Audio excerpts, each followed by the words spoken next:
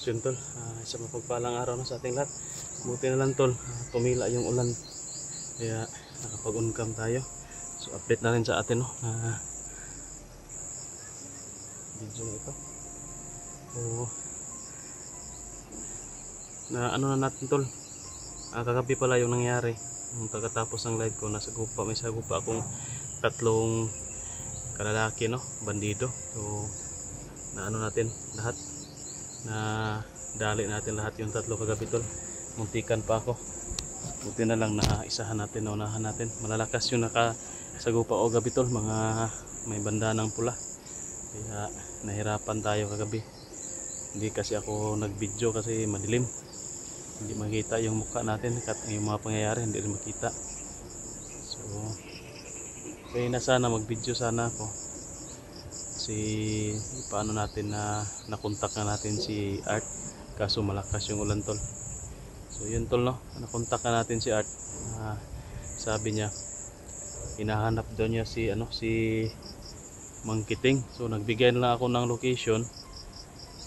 So naghihintay lang ako dito tol, para siguro ngayon or mamayang gabi lulusubin namin yung location ni Boy.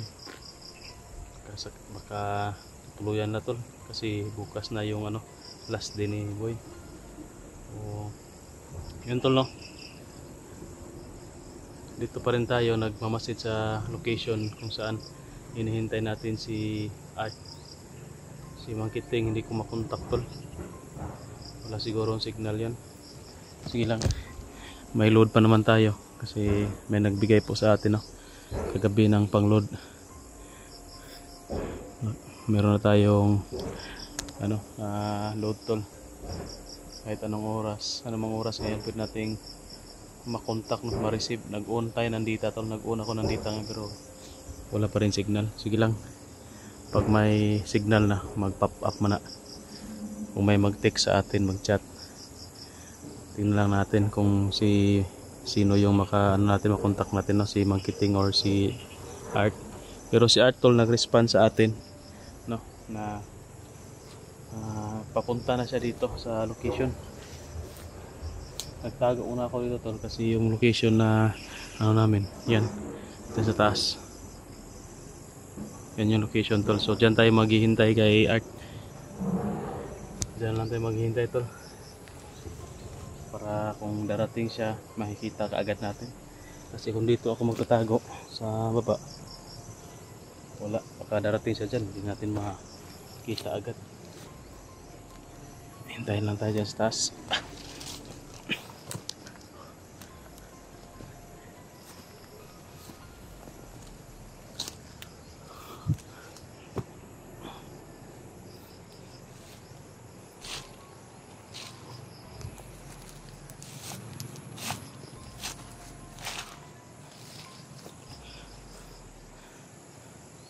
Yan yung kabundukan tol. Sabi, nasa taas tayo ng bundok. Pero may mas matataas pa na bundok dyan no? Yung nagbags na tol, yung 5 piso na lang yung pamasahe. Aabot ka na ng langit kasi yan no? Yung clouds nandun na sa tuktok ng bundok, maabot na.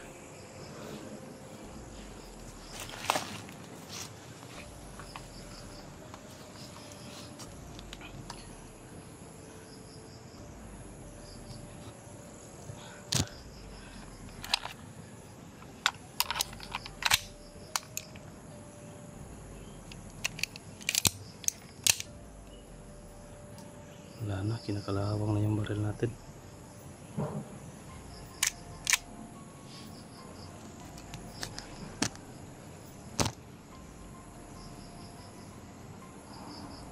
Maraming salamat naman pala no, kay Ate Salubi Salazar yun. Thank you po ma'am sa pang-load po. Bali na gamit na po natin ngayon kasi naubos yung load ko kagabi sa live. Malakas kumain ng dita. Hindi tumila yung ulan tol, wala. Hindi tayo makapag video, sobrang lakas ng ulan kahapon pa to. Iwan ko ba ano naman sana ngayon, summer, pero dito sa amin palagi lang umuulan dito sa bundok. Dito lang muna tayo tol, masid-masid hanggang sa dumating si Art dito.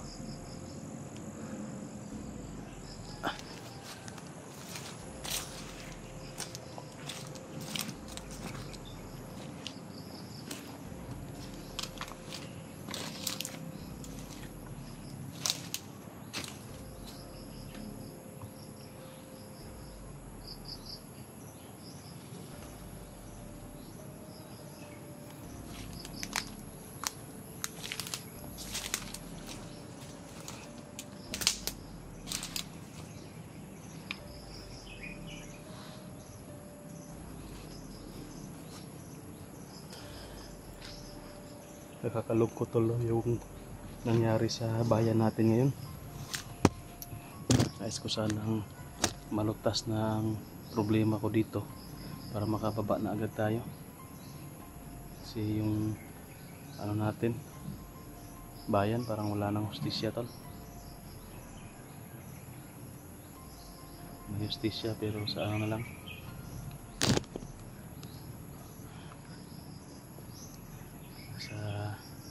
Kung nasa panig mo yung batas, yung mga nakataas na batas, may hustisya ka makukuha, pero yun may kalaban tol. Yan, nasa malayo. Yan,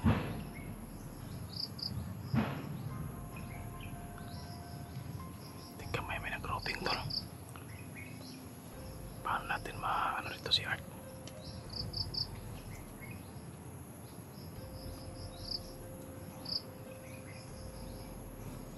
Kala ko si Art na tol, pero hindi pala.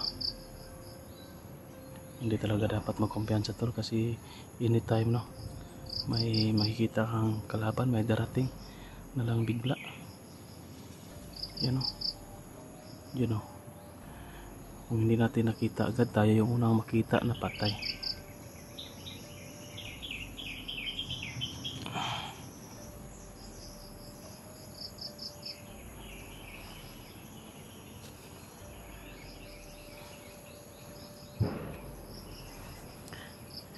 Hindi pa rin tayo magkumpiyansa tol.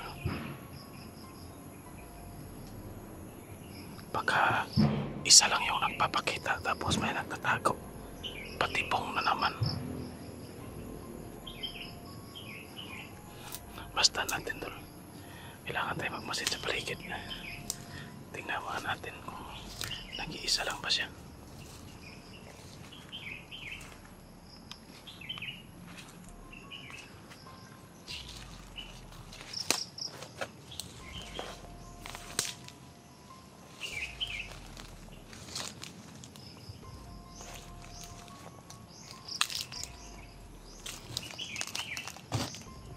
Alam niyo tol, paparating na si Art dito sa location ko, kaya hindi ko pwedeng iwan dito. Kung mayroong mga bandido na maligaw dito sa kinaroroonan ko, kailangan kong madali tol para hindi sila sagabal sa atin dito. Pero ano lang natin, tahimik lang ba, silent kill lang natin.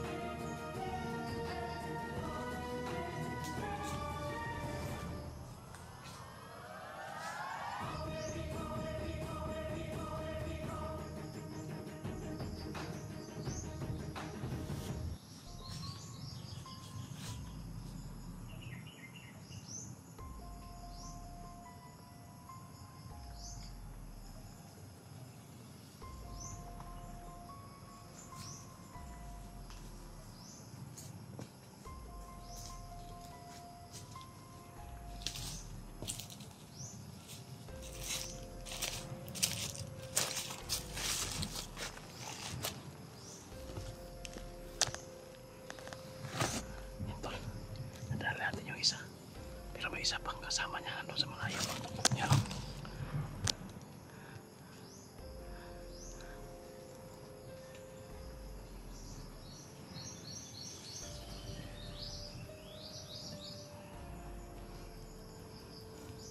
Basta natin ito rin tayo natin.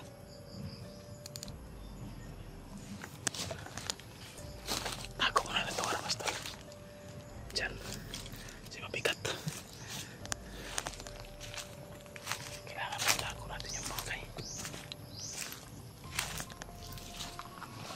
Pwede nga alis dito kasi dito yung tagpuan namin yan.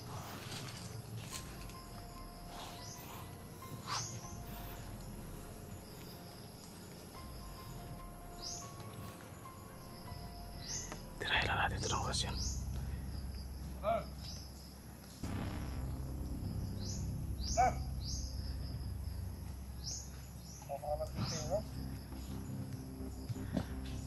Uy!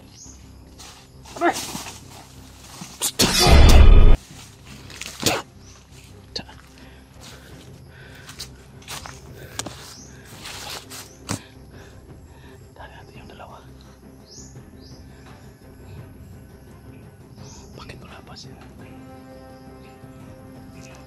Tapong natin yung mga bangkay dahil pa kulong ko doon sa baba para na makita ng mga bandido.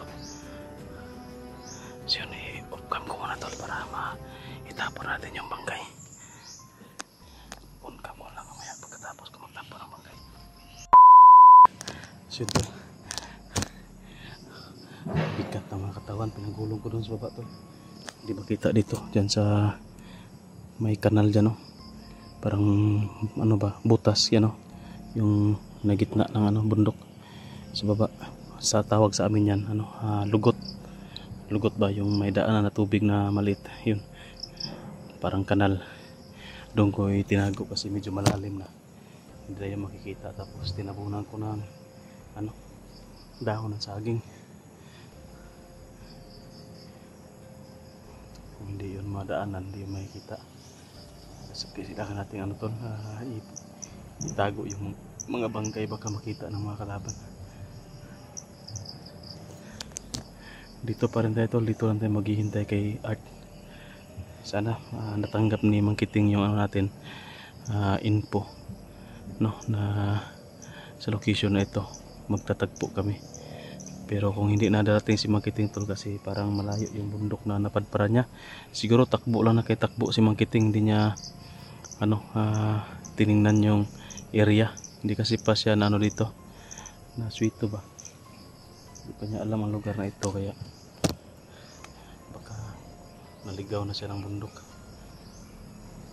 Banda tol sa bundok na iyon, grabe ang sukal doon, baka nandoon si Mang Kiting sa likod pa niyan.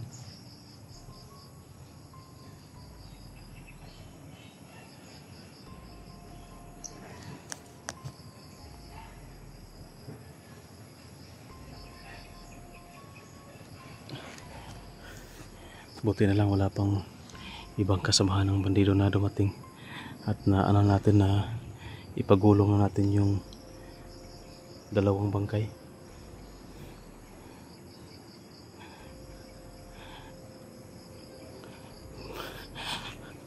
Balik na tayo dito, tol.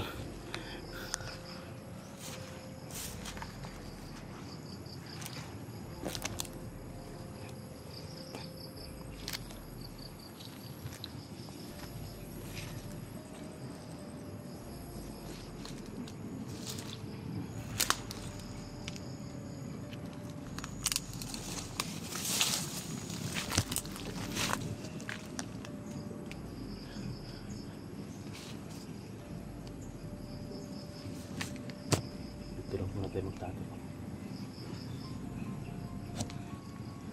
habang hinihintay natin si Arthur. Masid lang tayo sa paligid. Mas maganda yung sa likuran natin medyo masukal para kung may tao sa likod hindi tayo makita agad. Dito lang sa harapan kasi maliwalas, kaya dito tayo dapat makaharap.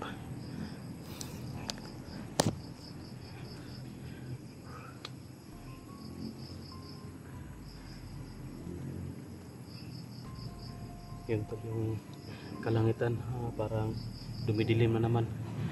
Sigurado ako na mamaya siguro uulan na naman.